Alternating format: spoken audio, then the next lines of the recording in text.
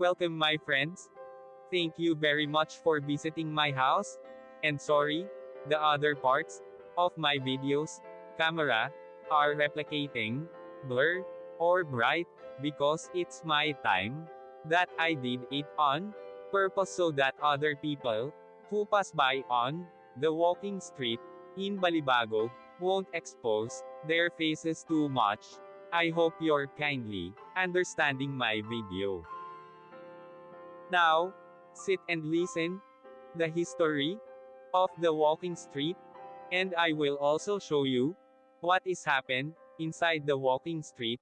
If you have been here, please watching the beautiful sight at the walking street, Fields Avenue, Balibago, Angeles City. Fields Avenue is the name of a major street running through Balibago area of Angeles City in the Philippines. It is the center of the red light district and the bar scene of the biggest entertainment district of the Philippines. Fields Avenue in Balibago, Angeles City. The name derives from the common military practice of naming roads adjacent to airfields as Field Street or Field Avenue. Originally, the name referred to the Clark Air Base and was Clark Field Avenue. The name evolved to become Fields Avenue. History: Fields Avenue, Balibago, Angeles City, Pampanga, Philippines. Philippines was an American colony from 1898 to 1946. Bars on Fields Avenue. Catering to the single American defense personnel who worked in the adjacent Clark Air Base, first emerged in 1940. During 1940s and 50s, there were only 3 such bars just outside the main gate of the airbase. By early 1960s, the Fields Avenue developed as a street lined with several bars. From November 1955 to April 1975, America fought Vietnam War. As the number of American troops in this war grew, more and more forces were deployed at Clark Air Base or routed through it. This led to a pro-life ration of bars, live bands, and prostitution, the latter mostly by young Filipino women, most of them either teenagers or 18 hanggang 55 years old.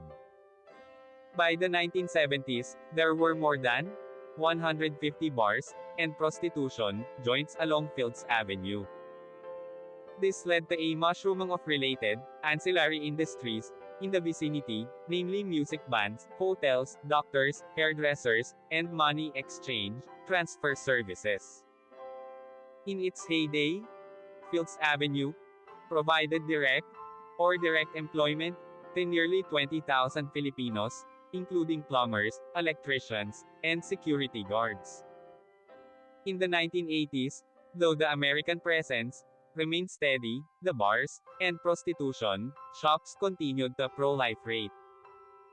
Many bars and prostitution dens were owned by Americans, as well as local politicians, thus leading to a nexus between the locals, politicians, and American military and ex-military personnel.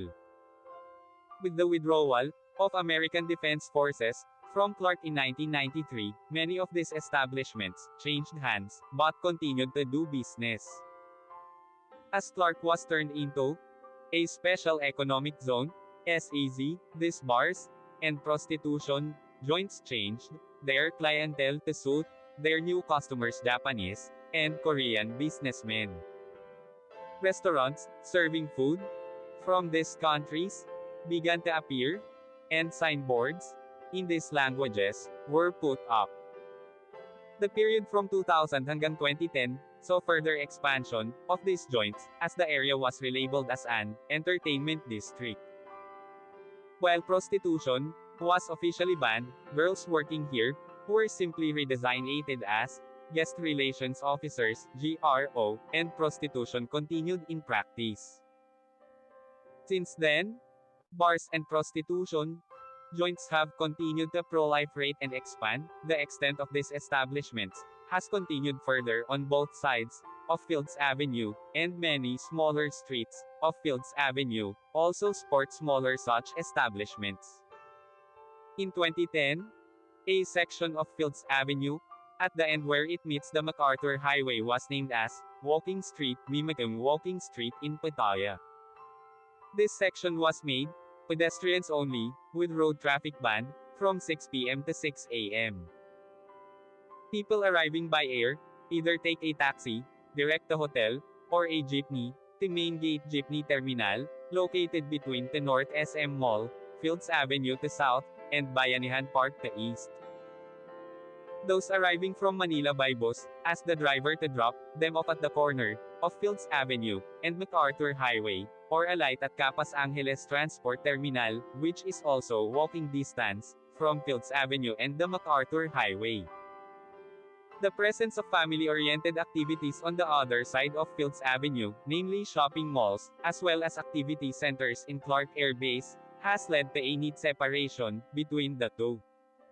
Fields Avenue tends to cater more to single foreigner men. And sometimes women too, with at least 5 bars, featuring gigolos and gays, while the rest of Clark caters to family-based entertainment. Fields Avenue remains among the safest streets in the region, with restaurants and hotels.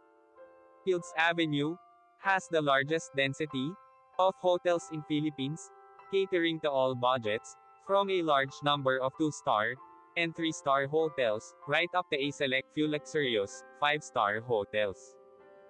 Many of the bars and hotels in Fields Avenue have restaurants attached. Fields Avenue has among the largest variety of restaurants in Philippines, with cuisines ranging from European, continental, Japanese, Korean, Australian and a select few restaurants, serving Indian, Arabic, and Filipino food. Restaurants tend to have long opening hours, most of them open late and close late, up to 4 a.m., though a reasonably number of them open early, around 7 a.m. A few restaurants are open 24 hours. Most Filipino and international fast food chains including McDonald's, KFC, and Jollibee have at least one branch along or near Fields Avenue. 24 Hours Police Station is located in the center of Fields Avenue. Thank you so much. See you my next video.